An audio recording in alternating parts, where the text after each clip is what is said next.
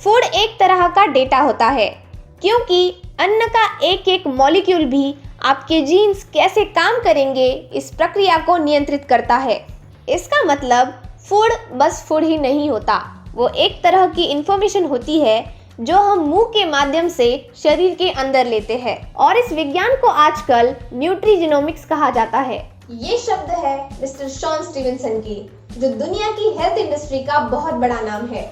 Shawn एक जगह प्रसिद्ध लेखक और व्यावसायिक होने के साथ में न्यूट्रिशन एक्सपर्ट भी है। उनके क्लिनिक में उन्होंने कई लोगों को देखा जो खाना और व्यायाम सही समय पर करते हैं, लेकिन फिर भी उनके स्वास्थ्य में मनचाहे बदलाव नहीं आते। उसके बाद 6 साल तक अभ्यास पूर्वक निरीक्षण करने पर ये बंदा आज ये कहता है कि शरीर के स्वास्थ्य में जितने बदलाव नींद की वजह से आते हैं, उतने बदलाव सही खाना और व्यायाम मिलाकर भी नहीं आते। ये तो बड़ा इंटरेस्टिंग है भाई।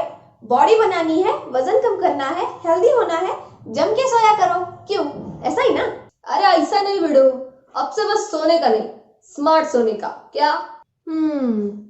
कैसे? ऐसे First, you need to watch this video till the end, and if you are new here, please like and subscribe this channel so we will have more fun and knowledge together. Sleep Smarter ये पुस्तक आपके mental और physical health दोनों के लिए प्रभावशाली है, जिसमें लेखक ने 21 ऐसी क्लिनिकली प्रूवन स्ट्रेटेजीज को लोगों तक पहुंचाया है जिस पर अमल करके आप ज्यादा सोने और कम एक्सरसाइज करने के बाद भी 55% फैट लूज कर सकते हो। पहला पॉइंट है, आपके हार्मोन्स को पहचानिए। उनकी मात्रा कब कम और ज्यादा होती है। सोने की प्रक्रिया क्वांटिटी से ज्यादा क्वालिटी पे डिपेंड करती है, इसलिए हम कितना सोते हैं इससे अधिक महत्वपूर्ण है कैसे सोते हैं। तो शायद इसीलिए कई लोग 9 घंटे सोकर भी उबले हुए आलू की तरह दिखते हैं, और कईयों को बस 5 से 6 घंटे वाली नींद भी जन्नत लगती है। और ये क्यों होता है? हार्मोन्स भाई, हार्मोन्स। थोड़ा क्रोनोलॉजी समझिए। सबसे पहले इन 2 हार्मोन्स के बारे में जान लेते हैं। एक ह्यूमन ग्रोथ हार्मोन HGH, दूसरा मेलाटोनिन।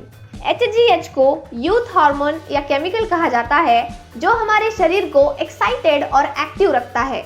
ये हार्मोन बच्चों में सबसे ज्यादा होता है, इसलिए वो हमेशा कूदते रहते हैं। उनका शरीर ऊर्जा का भंडार होता है, और आप तो जानते हो बच्चे रात में बहुत गहरी नींद में सोते हैं। उम्र के अनुसार HGH की मात्रा शरीर में कम होती रहती है।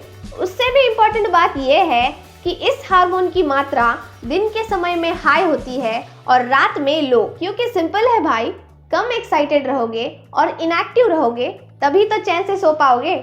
इसके ऑपोजिट होता है मेलाटोनिन, जिसे स्लीप हार्मोन भी कहा जाता है। इसकी अमाउंट रात के वक्त बढ़ती है और 2 से 4 के टाइम में इसका सीक्रेशन पीक पे होता है। हमारे शरीर की चर्बी 2 प्रकार के कोशिकाओं से बनी होती है, एक ब्राउन फैट टिश्यू और दूसरा white fat tissue. Brown fat tissues की पेशियों में माइटोकॉन्ड्रिया की संख्या अधिक होती है, जिस कारण वहाँ ऊर्जा का उत्पादन अधिक होता है और चर्बी इकट्ठा होके नहीं रहती। इसके विपरीत व्हाइट फैट टिश्यू में मेटाबॉलिज्म की प्रोसेस स्लो होती है, तो इस सफेद चर्बी के कारण शरीर में मोटापा आता है।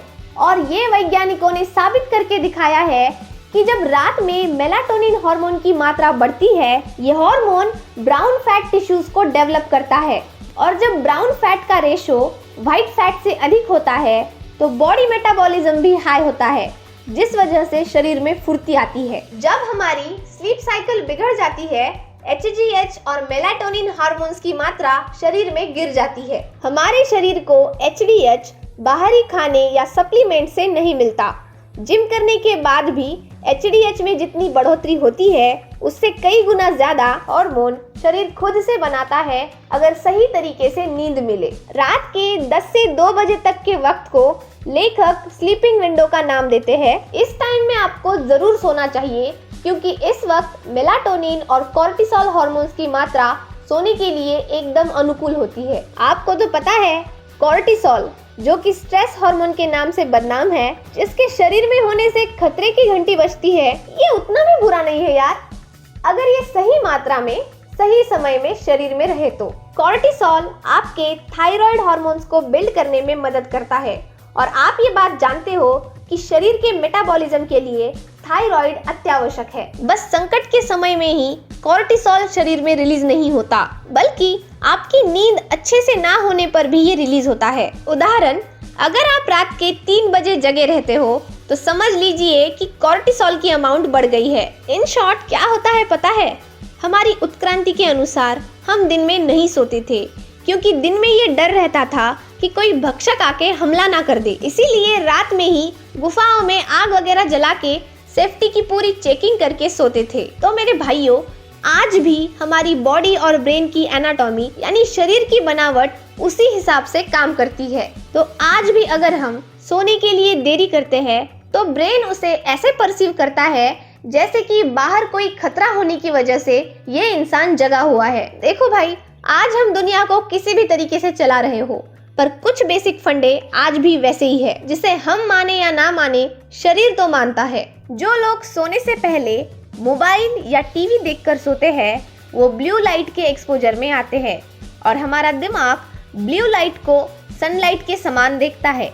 व्हाइट कलर और ब्लू लाइट, इन दोनों को वो दिन समझता है, जिस वजह से रात में मेलाटोनिन की मात्रा गिर जाती है और स्लीप अपोजिट हार्मोन्स जैसे कॉर्टिसोल और एचडीएच की मात्रा बढ़ती है, तो स्लीप साइकिल डिस्टर्ब हो जाती है। जैसे मैंने पहले कहा, प्राचीन काल में हम सुरक्षा के लिए आग जला के सोते थे, तो आज भी हमारा दिमाग रेड लाइट को रात की तरह देखता है, इसलिए हार्मोन्स का बैलेंस नहीं बिगड़ता।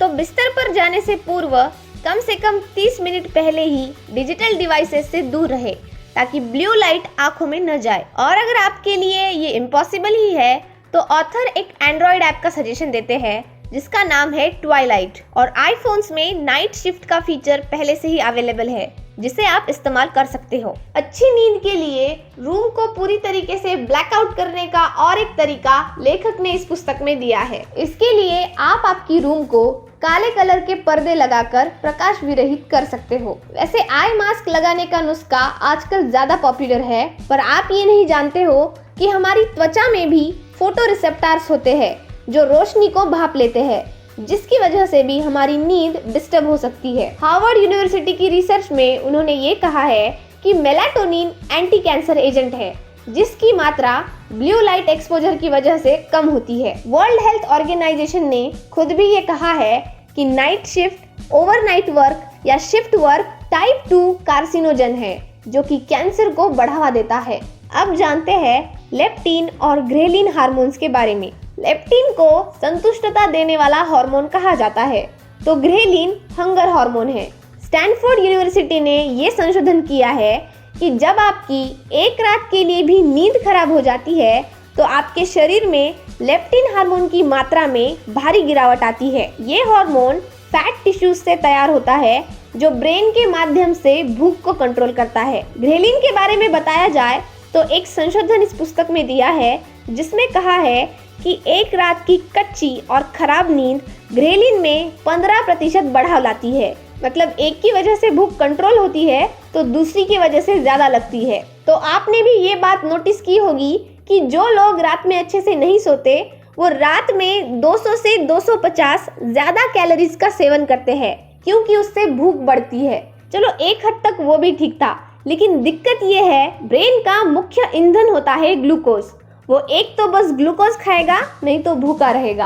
और खराब नींद की वजह से मस्तिष्क को 6% ग्लूकोज कम प्रदान होता है, और फ्रंटल वाले एरिया में तो खास करके 14% कम ग्लूकोज मिलता है। इसका मतलब हमारा दिमाग भूखा होता है और उसे जल्द से जल्द ग्लूकोज खाना होता है भाई, समझो। तो शरीर की हर एक पेशी सबसे पहले अपने राजा को यानी ब्रेन को ग्लूकोज देने की कोशिश करती है, और अगर फिर भी कम पड़ गया तो बाहर वाले मीठे खाद्य पदार्थ की तरफ शरीर का आकर्षण बढ़ता है, क्योंकि उसको पता है कि मीठे से जल्दी ग्लूकोज मिलेगा। अब आप ही सोचिए ना, कभी आप रात में उठे हो और भूख लगी हो तो कुकीज और आइसक्रीम खाना पसंद करोगे या सलाद?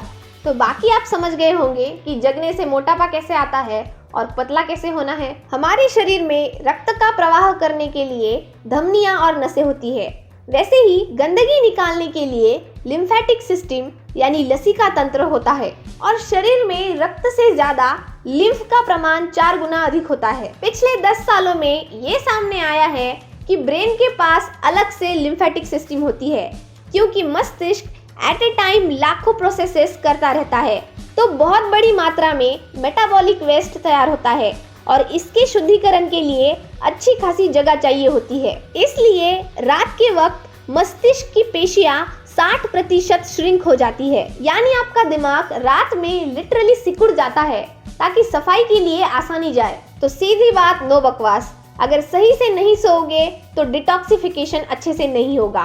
तो ये डिटॉक्सिफाइड अनक्लीन्ड ब्रेन ही बाद में मेमोरी लॉस का कारण बनता है। खाने पीने के मामले में भी थोड़ा सा ध्यान रखिए, जैसे अल्कोहल और कॉफी का कंजम्पशन। अल्कोहल हमारी शॉर्ट टर्म मेमोरी को अफेक्ट करता है, इसीलिए हैंगओवर के बाद कुछ याद नहीं रहता और बार बार यूरिनेशन की वजह से स्लीप साइकिल डिस्टर्ब होती है। अल्कोहल को शरीर की सिस्टम से पूरी तरीके से निकलने के लिए 48 घंटे तो लगते हैं। और रही बात कॉफी की, ये एक पावरफुल नर्वस स्टिम्युलेंट है। इसको पीने के बाद कैफीन को आधा पचाने के लिए भी साधारण 8 घंटे लगते हैं। उदाहरण, अगर आपने 200 मिलीग्राम कॉफी पी है तो 8 घंटे बाद 100 मिलीग्राम आपके सिस्टम में होगी और फिर 8 घंटे बाद उसका हाफ होगा, यानी 50 मिलीग्राम, फिर उसका हाफ, मतलब सोचिए कि कितना टाइम लगता होगा। स्टडी के मुताबिक आपने सोने से 6 घंटा पहले भी कॉफी पी हो तो वो आपकी 2 घंटा नींद डिले कर देता है। कैफीन को शरीर से पूरा निकालने के लिए एवरेज 72 घंटे लगते हैं।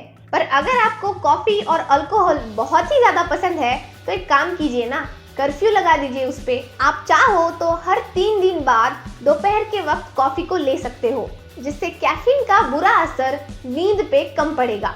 वैसे ही अल्कोहल के लिए आखिर 2 दिन का कर्फ्यू तो बनता है यार, क्यों? और हाँ, और एक इम्पॉर्टेंट बात, जैसे कि मैंने पहले कहा था, हमारा स्लीप हार्मोन यानी मेलाटोनिन मस्तिष्क के पीनियल ग्लैंड से निकलता है, उससे भी 400 गुना ज्यादा मेलाटोनिन पेट में होता है। तो सही नींद के लिए सही खाना भी बहुत जरूरी होता है, जिसे हम गुड स्लीप न्यूट्रिएंट्स भी कह सकते हैं। पहला पॉइंट है पोटेशियम युक्त अन्न, क्योंकि जिनमें पोटेशियम की कमी होती है उन्हें नींद की समस्याएं आती है। दूसरा है मैग्नीशियम युक्त अन्न। मैग्नीशियम एक ऐसा घटक है जो शरीर के करीब 300 अलग अलग प्रकार की रासायनिक प्रक्रियाओं को पूर्ण करने में मदद करता है। मतलब अगर मैग्नीशियम नहीं हो या कम हो तो 300 केमिकल प्रोसेसेस में बाधा आती है। पर दुख की बात तो यह है कि दुनिया में करीब 80% से ज्यादा लोग क्रॉनिकली मैग्नीशियम डिफिशिएंट लोग हैं। मैग्नीशियम को एंटी स्ट्रेस मिनरल कहा जाता है, जिसके सही मात्रा में शरीर में होने से स्लीप क्वालिटी बेहतर होती है। लास्ट पॉइंट है ब्रेन ट्रेनिंग। जिन लोगों में सुबह कॉर्टिसोल की मात्रा कम होती है उनको बेड से बाहर खींचने में मुश्किल आती है। तो कॉर्टिसोल की रिदम को सेट करने के लिए 3 चीजें सबसे जरूरी है। एक, exercise at least for 4 to 10 minutes in the morning. दूसरा, सनलाइट एक्सपोजर। सुबह 6 से 8 बजे के बीच में एटलीस्ट 10 मिनट के लिए सूर्य प्रकाश को त्वचा पर आने दीजिए। अब लास्ट में बोनस टिप ये है कि ऐसा देखा गया है इंसोम्निया के पेशेंट्स में बॉडी टेम्परेचर नॉर्मल लोगों की तुलना में ज्यादा होता है। इंसोम्निया को निद्रानाश भी कहते हैं। एक एक्सपेरिमेंट में जब कुछ लोगों को उपकरणों की मदद से उनके बॉडी टेम्परेचर को सोने के वक्त नॉर्मल लेवल तक रेगुलेट किया गया तो ये देखा गया कि उनमें इंसोम्निया के लक्षण लिटरली नष्ट होते जा रहे हैं। रात में सोने के बाद बॉडी टेम्परेचर नेचुरली थोड़ा ठंडा पड़ता है। तो अगर बाहर का रूम टेम्परेचर थोड़ा ठंडा रहा, मतलब ज्यादा ठंडा भी नहीं, जैसे 18.3 डिग्री सेल्सियस बेहतर नींद के लिए आइडियल माना जाता है, तो इसके आसपास भी रहा तो आपका बॉडी टेम्परेचर रात भर मेंटेन रहता है। इससे नींद की गुणवत्ता बढ़ती है। I am damn sure you like this video and if you do please let me know in the comment box. मुझे आपकी कमेंट्स का हमेशा इंतजार रहेगा। मिलेंगे अगले वीडियो में ऐसे ही न्यू और एक्साइटिंग बुक समरी के साथ। तब तक जय हिंद।